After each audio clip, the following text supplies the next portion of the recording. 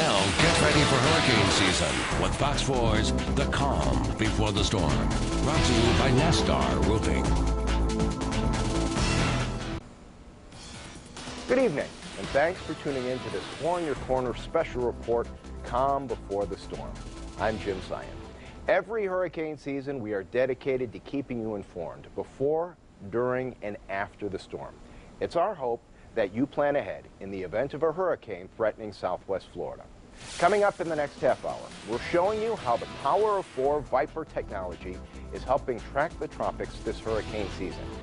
And if you need to evacuate, don't forget your pets. What you need to know, whether they're coming with your family or staying at a shelter. Plus, brand new storm surge maps showing you just how your home could be affected by the storms. And if the power goes out, how long can you keep the food in your fridge before it goes bad? We're showing you when it's safe to eat and when you need to pitch it. And 10 years ago, Hurricane Charlie slammed into Southwest Florida, wiping away homes and leaving billions of dollars in damages. We're talking with people who lived through the storm and how they're remembering the anniversary. But first tonight, the formation of an El Nino this year and cooler waters in the Gulf could make for a calmer than normal hurricane season. Dr. William Gray is predicting 9 named storms, 3 hurricanes, and 1 major hurricane. That's much lower than the average of 12 named storms, 7 hurricanes, and 2 major hurricanes. The most important thing to remember with these predictions is just that, they're predictions. Hurricane Center Director Rick Knabb says it's hard to tell which area will be impacted by a storm a few days out, so a few months in advance is nearly impossible. We were with Knabb in Orlando for the National Hurricane Conference. He says with this year's El Nino developing, we should experience stronger upper-level winds, making conditions not as favorable for tropical development. But he points out we had an El Nino in 1992 with Andrew and 2004 with Charlie. Both were the first named hurricanes of the season, and they did not develop until August. Andrew, Cat 5 in 1992, which was overall a less active year than is being forecast for this year. So I don't feel any better this year with what the seasonal forecast says. I plan the same way every year because it's all about where one hurricane or tropical storm goes that can make it a disastrous year for you. Knabb says these predictions are forecasts of overall activity and probability, and they give you no indication whether or not you or your family will be affected. While this year's predictions were a hot topic at the Hurricane Conference, new storm surge maps also took center stage. The maps show you the potential for flooding at your house. New updated and precise maps will now be available less than an hour after advisories are issued. Tropical weather outlooks will now be extended from 2 days to 5. This gives forecasters several more days to track potential storms and lets you better understand where the experts are investigating disturbances. And finally, it's the cone we all love to hate, the cone of probability. It shows where potential storms are headed 12, 24, and 36 hours out. It will now become smaller this year, using data from the previous 5 years to determine the forecast track of the storm. During hurricane season, storms can approach from the Caribbean, the Atlantic, and even right off our coastline in the Gulf of Mexico, which is why we use the power of 4 Doppler radars to track the tropics. Storm Patrol meteorologist Jamie Cagle explains. Every day you see our Storm Patrol forecasters in front of maps and graphics showing you what to expect in Southwest Florida. For much of the year, our weather will vary between dry and sunny and muggy and rainy. But during our summer and fall months, we're also keeping a close eye on the tropics. We'll take a look at the weather technology we use here in the Fox 4 Storm Patrol Weather Center.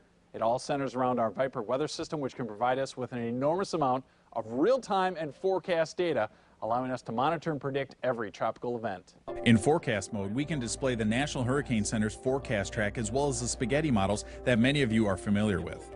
The National Hurricane Center's forecast takes into consideration a number of atmospheric models and usually contains smaller errors than those of the individual models themselves. It also shows the forecasted path for a particular system. During Hurricane Charlie in August of 2004, our forecast model within the Viper system accurately predicted rainfall rates, accumulation, and storm movement. When we are monitoring the situation during a tropical system, we have a lot of things happening and a lot of information to digest. Using the Viper radar, we can determine how fast the rain is falling, giving us an idea of what areas may experience flooding or where flooding may become a problem. We can also find out which areas are experiencing the heaviest rainfall and take a look into the future using our future scan. Our Viper system even allows us to monitor buoy data from around the U.S. and the Caribbean. That data includes wind speed, wave height, and water temperature. This gives us a snapshot of what is happening at a particular location along the U.S. coastline or around the Caribbean.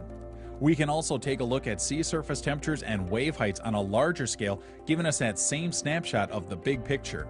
We use our Viper system on a daily basis, but its power is most noticeable when it comes to dangerous tropical storms and hurricanes. It gives us the tools to keep you informed before and during the storm. Jamie Cagle, Fox 4 in your corner. For the power of 4 at your fingertips, just download the WFTX mobile app.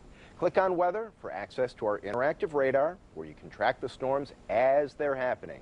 Zoom into your backyard or choose the area where you're going to be headed.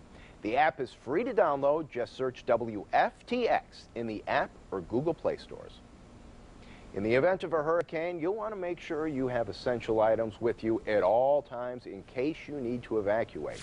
You're going to want at least 1 gallon of water per person per day, enough non-perishable food to last you and your family several days, a battery-operated TV or radio, extra batteries, flashlights, a manual can opener, disposable eating utensils, waterproof matches, charcoal and lighter fluid, toiletries, of course, a first aid kit, prescriptions and baby supplies, valuable documents in a waterproof container, and of course, cash. Your pets should also be included in your checklist. Ahead of a storm, make sure your pets are up to date on vaccinations. And keep in mind that if you need to evacuate with them, you'll want to ask ahead of time where you should go. Most shelters will not accept animals. The county will designate at least one shelter as a pet-friendly shelter, and they'll let you know what shelter that's going to be once the hurricane's approaching, because it'll depend on the direction. Now here's what you need to bring to the pet-friendly shelter: basic food, water, medications, toys, blankets for comfort. You're also going to want to make sure you have all of their shot records, their license if you're traveling, and identification in case they get loose. It's also very important to microchip your pet. That's the best way to ensure that you're reunited if they get away. You can find out more about what you need to know to protect your pet when you go to fox4now.com and click on Calm Before the Storm.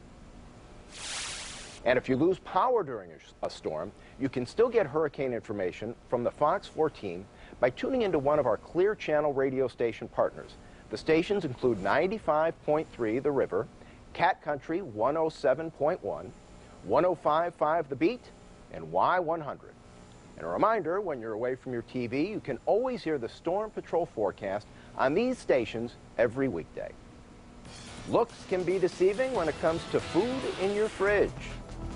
The food can look good, but still have that bad bacteria in it which will make you sick. How long can you keep cold and frozen food after your power goes out in a storm? Plus, it just sounded like somebody threw a hand grenade in there. 10 years after Hurricane Charlie wiped out parts of southwest Florida, those who lived through it are sharing what they remember about that devastating day. But first, are you far enough inland to be safe from storm surge? The new maps showing you exactly how much water to expect when the storm hits next.